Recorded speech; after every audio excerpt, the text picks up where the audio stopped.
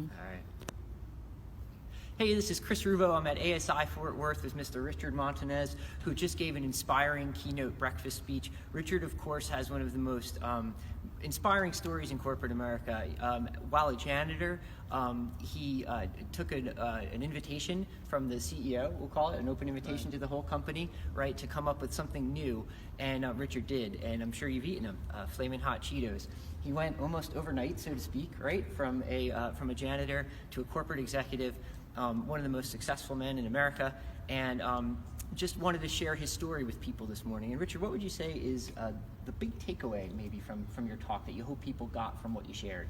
Well, I hope that I inspired people on different avenues, but the one thing I'd like this country and the world to see is that we can inspire unity through diversity and innovation. And if an organization has diversity, it has innovation. And if it has innovation, it probably has diversity, because we're finding out in today's society, in today's time, that the two go together. You can't separate.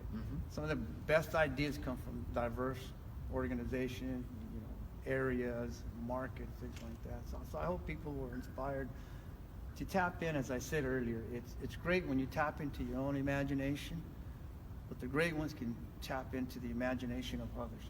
When I can see the ideas that you're talking about, that we can make them a reality, but sometimes it takes certain leaders forever to see it. And I don't have that type of time anymore. So if a leader doesn't see my idea, guess what? I'm gone. You're gone, okay. Keep going until you find that leader that sees it. Okay. And you, and kind of building on that point, you talked a lot about, hey, you're not made to be like everyone else. You're made to stand out.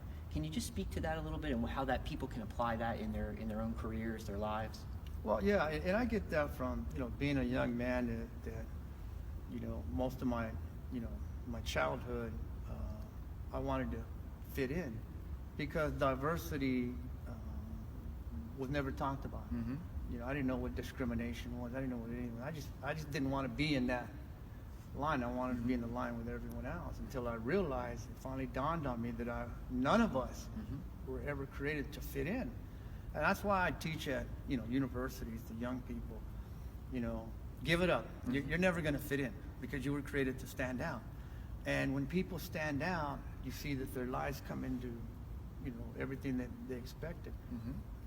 And I always say this too, and I said it may sound arrogant, but it really isn't. You have to fall in love with yourself. Because when you fall in love with yourself, then there's a freedom to be yourself. Then you're not worried about whether people accept you or not. You accepted yourself. And then take it a step further, like, it's great when people believe in you, but it's better when you believe in yourself. And that's accepting yourself. Last question here, and it speaks to your points about diversity, I think, too.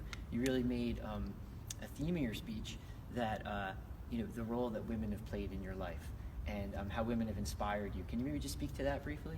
Well, I mean, my grandma, my mom, and my wife have been my inspiration, and, the leadership that I've seen them portray is a leadership that, like no others.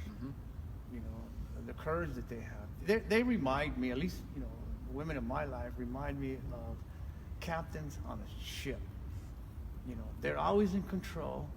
They're never in panic mode. Everyone comes before them, like a true captain. And I'll say this, I believe this with all my heart. I said this 1,000 times, and I'll say it until the day I die. I believe that when God created women, He was showing off. Well said. All right, we'll end there. Mr. Montanez, thanks so much for speaking with us today. My pleasure. Good luck.